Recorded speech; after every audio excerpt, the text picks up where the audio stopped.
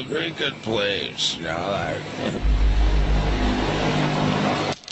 I mean, everything is going really well for me. I just finished a video game, and, you know, like, Jackass 2.5 is great, and now, you know, I mean, I've got my own television series, Dr. Steve-O's, hit. Yeah. It's like my rap album's no different. I mean, it's really phenomenal stuff I'm doing, you know, and like, that's all you have to do is just hear it, and then you'll be amazed. I'm Steve-O, and I'm an alcoholic drug addict, and simply put, I completely lost control of my life. If I creeped you out before,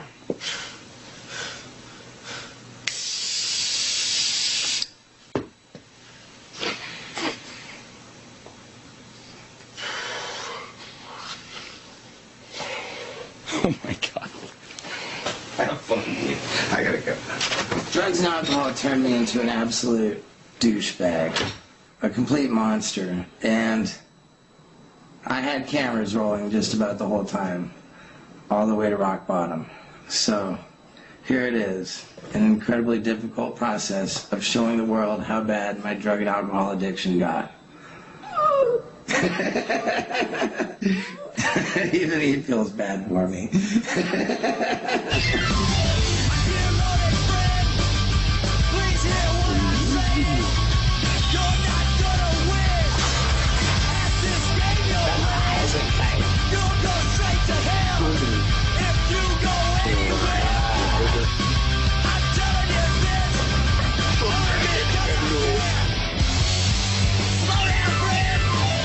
Sober, you see? You got to win.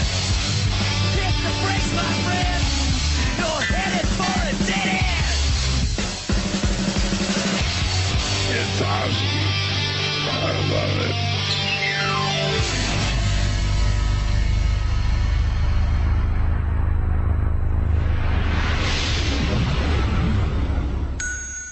You want a quick tour through your life?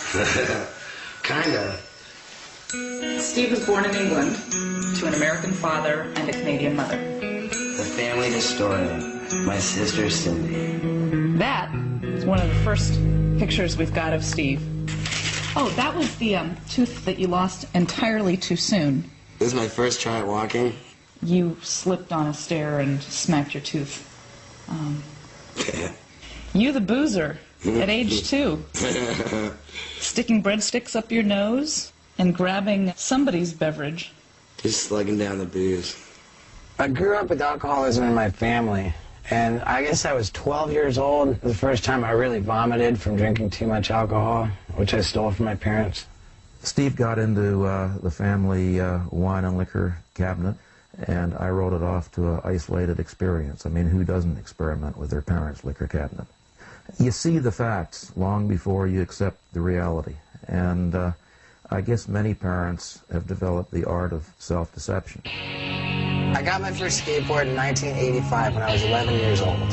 And when I was 15 years old, my dad won a video camera in a golf tournament. And ever since then, my entire life has been pretty well documented on video, for better or worse. I am completely crazy. You know it, baby. The first time I smoked pot, I was 16 years old, and from that point on, I smoked pretty much every day. And by the time I was 17 years old, I was taking acid on the way to high school in the morning. I remember, like, being very young, and everything I looked up to was sex, drugs, and rock and roll. My life really turned into a pursuit of sex, drugs, and rock and roll. When I got to college, I just felt like, man, I'm not cut out for this, you know? Like, I can't do it. I couldn't bring myself to go to class. I couldn't bring myself to study. I mean, it was like fail out or drop out. And those were my options. And I just thought, man, what am I going to do with my life? Steve doesn't know what's going on. The only thing I was really familiar with and did well was videotape stupid stunts.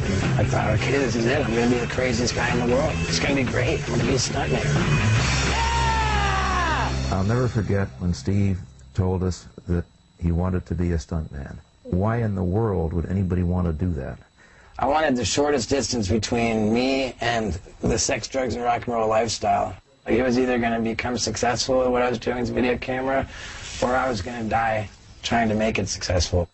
He was either going to end up incarcerated, dead, or famous, and we really didn't know what. When I was 20 years old, I had this run of really bad luck, which is how I would describe it. You know, I kept getting hospitalized when I was drunk. There was an incident where I threw myself off this balcony and landed on my face on the concrete, breaking my cheekbone. I broke 7 teeth. I had 10 stitches in my chin and a broken wrist. And I still had the cast on my wrist when I got arrested for my first DUI. And I called up my mom and I said, hey, I'm in jail. I got arrested for DUI. So my mom said, have a good time in there, because I'm not going to bail you out unless you go directly to rehab. And it was Mom's call, and I think it was part of the condition of getting bailed out, and it didn't take. Anytime you go to rehab for someone else's benefit, like I was there to make my mom happy, it's not going to work. You know, you got to really want to get better. And I didn't even feel like I had a problem to begin with.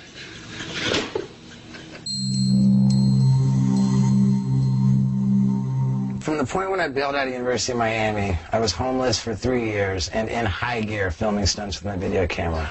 And over the course of those 3 years, it became clear that I wasn't really getting anywhere towards becoming a stuntman. So I found out about Ringling Brothers Barnum and Bailey Clown College, that it was free to get into, it had no tuition. Clown College was statistically harder to get into than Harvard. Over 2,000 people applied and only 30 got in. And I thought, if I can just get the name Ringling Brothers Barnum and Bailey associated with me in any way, then all of this stupid crap I've been doing with a video camera will somehow become legitimate. They didn't pick me for the circus after I graduated from Clown College, and I was kind of bummed about that. But it made sense, you know? Like, I wanted to be a stuntman, and they were looking for clowns. Ultimately, I got a job in this flea market circus.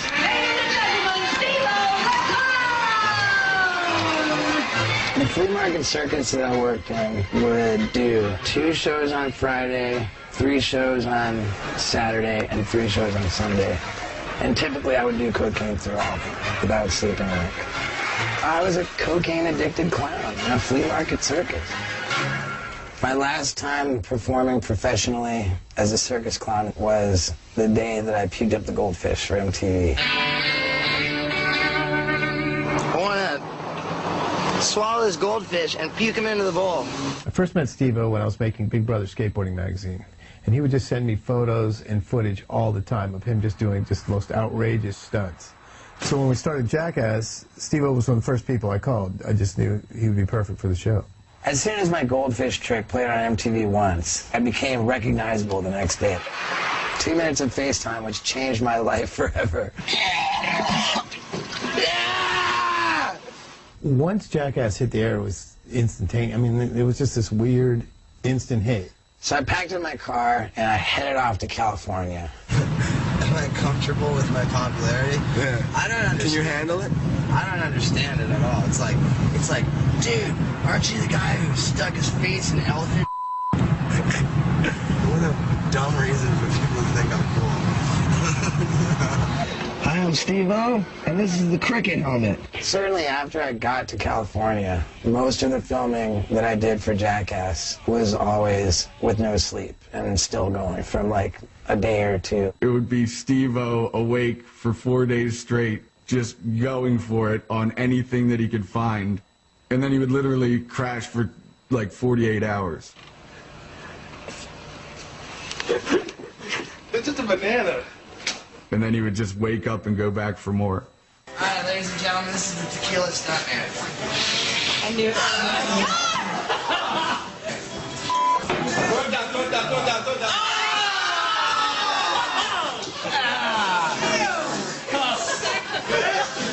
Well, I wouldn't choose this line of work for an addict. Addicts tend to be highly thrill-seeking. They tend to be, you know, stuntmen and race car drivers and extreme athletes, and so there's no surprise that an addict would be attracted to the kind of work that he does.